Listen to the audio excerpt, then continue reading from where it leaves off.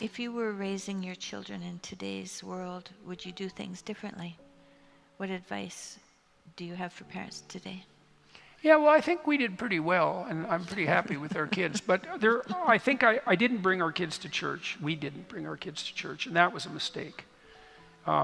It was a mistake because, I would say our familial environment was pretty religious in its orientation, fundamentally.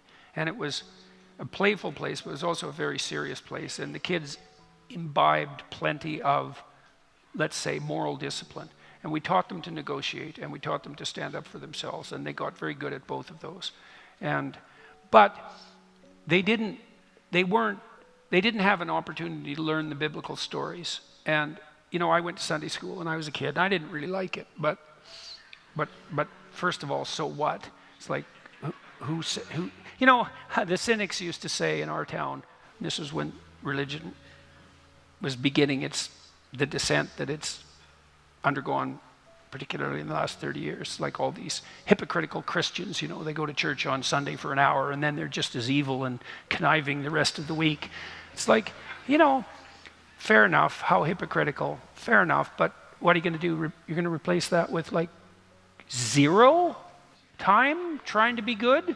That's your improvement? It's like, you got that hour and you're trying stupidly and hypocritically to be good, and that's pretty pathetic, but it seems to be a lot better than not ever trying it at all.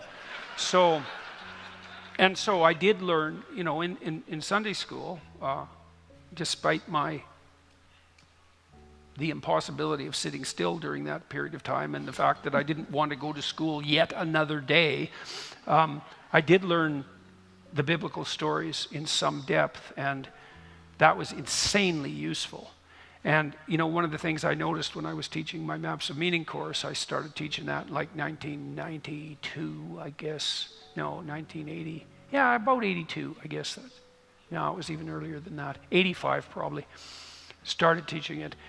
Everyone I taught the course to knew the basic biblical stories, but by the time it was like 2017, 60% of the kids didn't know the stories at all. And so it was almost impossible to teach the damn course, because I'd have to do a course in biblical stories before I could do a course about religious narrative. And it's not like they replaced that with any great wisdom. They just didn't know any stories. It's like, because their parents might have thought, well, we'll let our kids sort their way through the whole wonderful world of religious belief. It's like, no, you won't. You can't even manage one religion. How the hell are you going to manage 10? It's just not going to happen. So, I think that would probably have been good for us, I think. And our granddaughter just got baptized, and everybody seemed pretty happy about that. And so, and I've also come to understand that,